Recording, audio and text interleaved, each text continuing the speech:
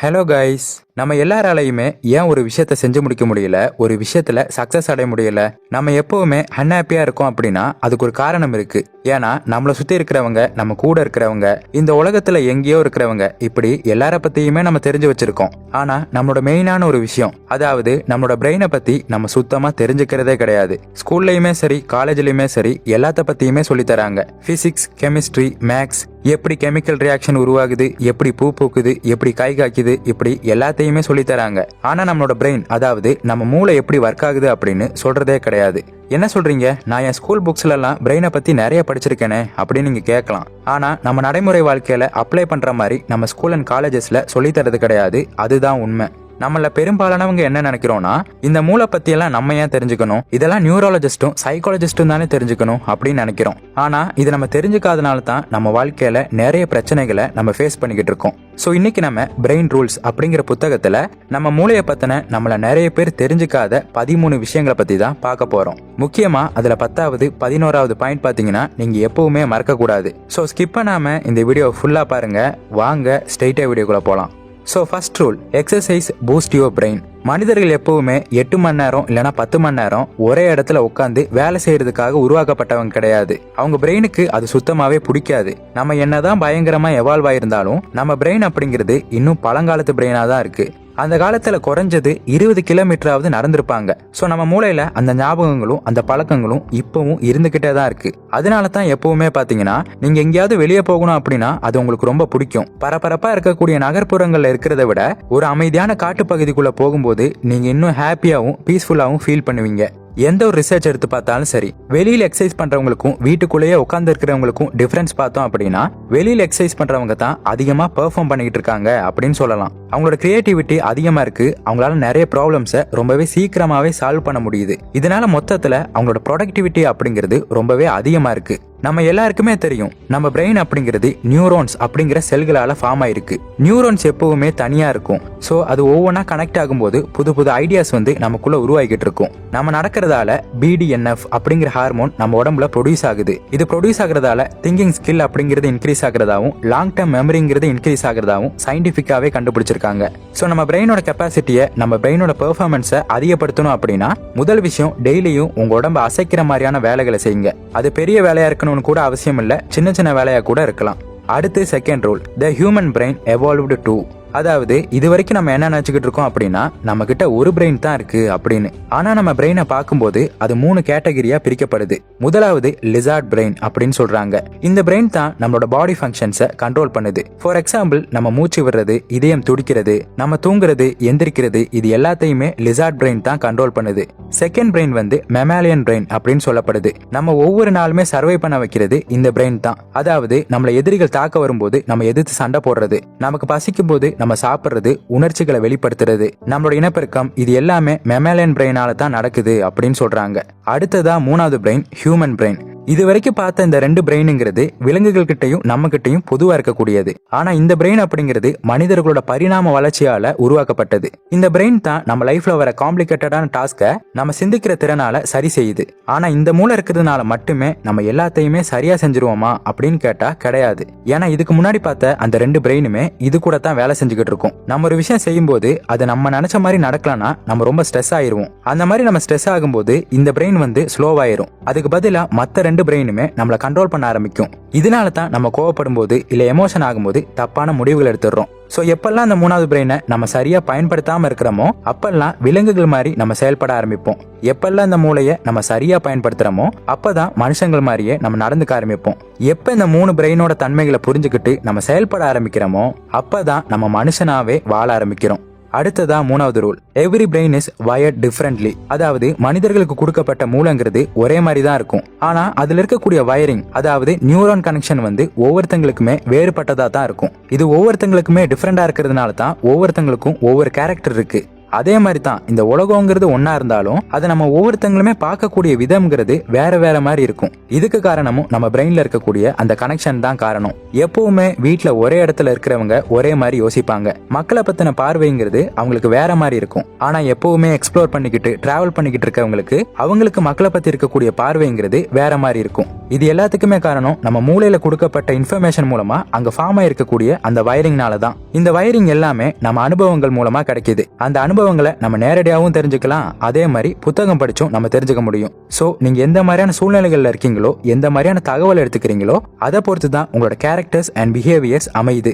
அடுத்ததா 4வது rule, we don't pay attention for boring things. நம்ம நிறைய பேர் நல்லதுன்னு நினைச்சு ஒரு விஷயத்தை தப்பா நினைச்சுக்கிட்டு இருக்கோம். அதுதான் மல்டி டாஸ்கிங். அதாவது டிவி பார்த்துக்கிட்டே சாப்பிடுறது, சாப்பிட்டுக்கிட்டே படிக்கிறது, படிச்சுக்கிட்டே மொபைல் போன் யூஸ் பண்றது, இந்த மாதிரி 2-3 வேலைகளை ஒரே நேரத்தில் பண்ணிக்கிட்டு இருப்பாங்க. இது நல்லது தானே, இதுல என்ன தப்பு இருக்கு அப்படின்னு நீங்க கேட்கலாம். சயின்ஸ் என்ன சொல்லுது அப்படின்னா, ஹியூமன் பிரெயினால மல்டி டாஸ்கிங் பண்ண முடியாது. அப்படியே பண்ணணும்னு நினைச்சாலும் பிரெயின் வந்து ஒவ்வொரு டாஸ்க்குமே மாறி மாறி ஷிஃப்ட் ஆகிக்கிட்டு இருக்கும். இந்த மாதிரி நிறைய வேலைகளை நம்ம மூளைக்கு கொடுக்கும்போது அது சீக்கிரமா டயர்ட் ஆயிரும். அதனாலேயே அந்த வேலையை நம்மளால செய்ய முடியாம போயிடும். சோ இனிமே நீங்க எந்த ஒரு விஷயத்தை செஞ்சாலும் அதை முழு கவனத்தோட செய்ய பழகுங்க.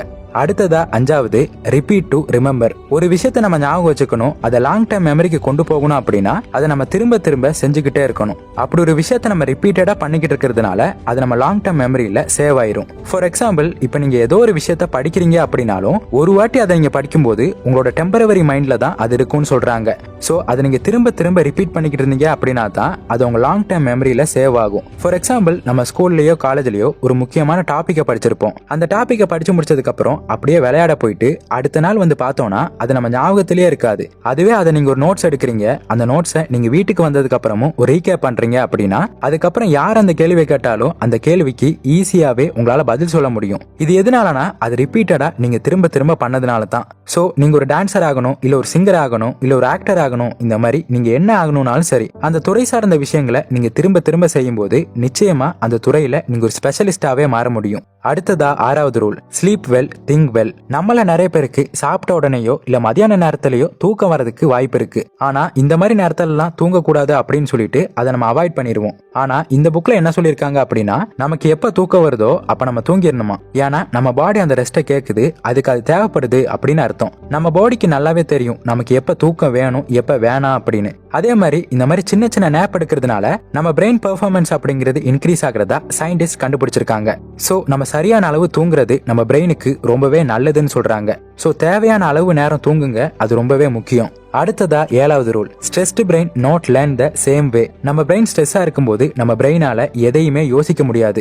நம்ம டிஸ்கவரி சேனல்லாம் பார்த்திருப்போம், ஒரு சிங்கம் வந்தா அதுகிட்ட இருந்து எப்படி தப்பிக்கிறது, ஒரு யானை வந்தா அதுகிட்ட இருந்து எப்படி தப்பிக்கிறது அப்படின்னு. இது எல்லாமே நமக்கு தெரிஞ்சிருந்தாலும் ஒரு சிங்கம் இல்லனா யானை நம்ம முன்னாடி வந்து நின்றுச்சு அப்படின்னா அந்த விஷயம் நமக்கு ஞாபகம் இருக்காது. அது யோசிக்கிறதுக்குள்ளேயே ஓட ஆரம்பிச்சிருவோம். கரெக்டா இல்லையா? ஏன்னா ஸ்ட்ரெஸ்ஸா இருக்கும்போது நம்ம பிரெயின் எப்பவுமே ஒழுங்கா வேலை செய்யாது. சோ நம்ம பிரெயின் கரெக்டா வேலை செய்யணும்னா நம்ம ஸ்ட்ரெஸ் இல்லாம ஃப்ரீயா இருக்கணும். சோ எந்த ஒரு கடினமான சூழ்நிலைகள் வந்தாலும் ஒரு டீப் பிரீத் எடுத்து நீங்க ரிலாக்ஸ் ஆகுங்க. இந்த மாதிரி செஞ்சாலே நல்ல ஐடியாஸையும் ஒரு நல்ல டிசிஷனையும் உங்களால எடுக்க முடியும். அடுத்ததா 8வது rule, stimulate more the sense.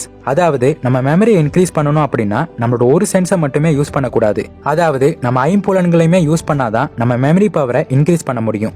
ஏன்னா நம்ம பிரெயினுக்கும் வெளி உலகத்துக்கும் இருக்கக்கூடிய கான்டெக்ட் வந்து இந்த சென்சஸ் தான். அதாவது நம்ம கண்ணு, காது, மூக்கு, நாக்கு, தோல், இது எல்லாமே. இது எந்த அளவுக்கு நம்ம அதிகமா யூஸ் பண்றோமோ அந்த அளவுக்கு நம்ம பிரெயினுக்கு ஸ்ட்ராங்கான எலக்ட்ரிக்கல் சிக்னல் கிடைக்கும். அப்படி கிடைக்கும் போது நம்ம பிரெயின்ல நிறைய நியூரான் கனெக்ஷன் ஏற்படும். நிறைய நியூரான் கனெக்ஷன் ஏற்படுது அப்படின்னா நம்ம பிரெயினால ஈஸியாவே அதை புரிஞ்சுக்க முடியும், ஞாபகம் வச்சுக்க முடியும். இதுக்கு உதாரணமா நம்ம மெடிடேஷன் பண்றதை சொல்லலாம். ஏன்னா நம்ம மெடிடேஷன் பண்ணும்போது இந்த ஐம்புலன்களுமே ஆக்டிவேட் ஆகுது. அந்த நேரத்துல நம்ம சில முத்திரைகளை கையில வைக்கும் போது அடுத்த தடவை எப்ப அந்த முத்திரையை வச்சாலுமே நம்மளால ஈஸியாவே நம்மளோட போக்கஸை அதிகரிக்க முடியும். அடுத்ததா 9வது rule, vision trumps all other senses. எல்லா சென்ஸை விடவும் நம்ம கண்ணு, அதாவது நம்ம பாக்குறது தான் ரொம்ப அதிக இம்பாக்டை ஏற்படுத்துது அப்படின்னு சொல்லலாம். நாம நம்ம கண்களால தான் பாக்குறோம் அப்படின்னு நினைச்சுக்கிட்டு இருந்தீங்கன்னா அது தவறான விஷயம். ஏன்னா நம்ம பாக்குறது அப்படிங்கிறது நம்ம மூளைக்கு வெறும் எலக்ட்ரிக்கல் சிக்னலா தான் போய்கிட்டு இருக்கு. அந்த எலக்ட்ரிக்கல் சிக்னல் நம்ம பிரெயினை ரீச் ஆகும்போது தான் நம்ம பிரெயினால அதை பாக்குறோம். ஃபார் எக்ஸாம்பிள், நைட் டைம்ல நம்ம நிறைய பேர் கயிறை பார்த்து பாம்புன்னு பயந்துருப்போம். ஏன்னா நம்ம பிரெயின்ல அது நல்லாவே பதிஞ்சிருக்கு. அதனால தான் நம்ம பிரெயின் வந்து அந்த கயிறை பாம்பா அசியூம் பண்ணிக்குது. சோ இதனால தான் நம்ம எந்த ஒரு விஷயத்த படிக்கும் போதும் சரி, கேட்கும் போதும் சரி, அதை படிக்கிறத விட பாக்குறத விட இமேஜின் பண்ணி பார்க்கணும், விஷுவலைஸ் பண்ணி பார்க்கணும். அது ஒரு கதை மாதிரியே நம்ம பிரெயின்ல ஓட விட்டோம் அப்படின்னா நம்ம பிரெயின் வந்து அது ரொம்ப ஈஸியாவே ஞாபகம் வச்சுக்கும், எப்பவுமே மறக்காது.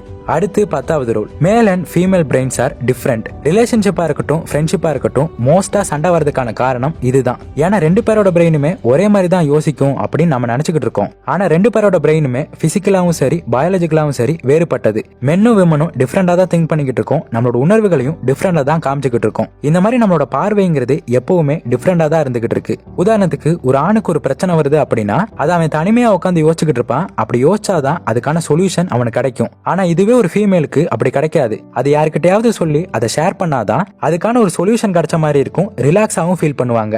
கடைசியா 11வது rule, we are powerful and natural explorer. நமக்கு நேச்சுரலாவே எக்ஸ்ப்ளோர் பண்ற ஒரு திறமை இருக்கு. அதனால தான் நம்ம நிறைய விஷயங்களை கத்துக்கிட்டே இருப்போம். நம்ம குழந்தையா இருக்கும்போது எப்படி இருந்திருப்போம்னு கொஞ்சம் யோசிச்சு பாருங்க. நம்ம ஏதாவது ஒரு பொம்மையை எடுத்து விளையாடிக்கிட்டு இருப்போம். அதுக்கப்புறம் அதை தூக்கி போட்டுருவோம். அப்புறம் ஏதோ ஒரு விஷயத்த கிறுக்கிக்கிட்டு இருப்போம். அப்புறமா அதை தூக்கி வீசிடுவோம். இது எல்லாமே நம்ம மூளையில் நடக்கக்கூடிய ஒரு எக்ஸ்ப்ளோரேஷன் ப்ராசஸ் அப்படின்னு சொல்லலாம். மோஸ்டா நம்ம பிரெயினுங்கிறது எப்படிப்பட்டது அப்படின்னா எந்த விஷயமா இருந்தாலும் அதை அப்சர்வ் பண்ணி அதுல இருந்து நிறைய விஷயங்களை கத்துக்கும். நம்ம எந்த ஒரு விஷயத்த செய்யும் போதும் அதுல இருந்து கிடைக்கக்கூடிய விளைவை பொறுத்து இதெல்லாம் நம்ம பண்ணணும் இதெல்லாம் பண்ணக்கூடாது அப்படின்னு பிரெயின் அதுல இருந்து கத்துக்கும். நம்ம இந்த உலகத்துல சர்வே ஆகணும் அப்படிங்கிறதுக்காக நம்ம பிரெயின் புது புது விஷயங்களை கத்துக்கிட்டே இருக்கும். சோ நம்ம பிரெயினுங்கிறது கத்துக்கிறதுக்கு தயாரா தான் இருக்கு. ஆனா நம்ம தான் அதை ட்ரெயின் பண்றதுக்கு தயாரா இல்ல.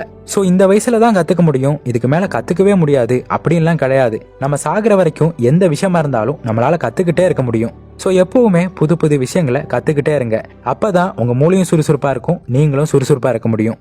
ஸோ அவ்வளோதான். இந்த வீடியோவில் நான் சொன்ன இந்த இன்ஃபர்மேஷன் உங்களுக்கு யூஸ்ஃபுல்லாக இருந்திருக்கும் நம்புறேன். இதை பற்றி இன்னும் நீங்கள் தெளிவாக தெரிஞ்சுக்கணும்னு நினச்சிங்கன்னா பிரெயின் ரூல் அப்படிங்கிற புக்கை வாங்கி படிங்க. இந்த புக்கோட லிங்கை நான் கீழே டிஸ்கிரிப்ஷனில் கொடுக்குறேன். ஸோ இந்த வீடியோ பிடிச்சிருந்தா லைக் பண்ணுங்க, உங்கள் ஃப்ரெண்ட்ஸ் அண்ட் ஃபேமிலி மெம்பர்ஸுக்கு ஷேர் பண்ணுங்க.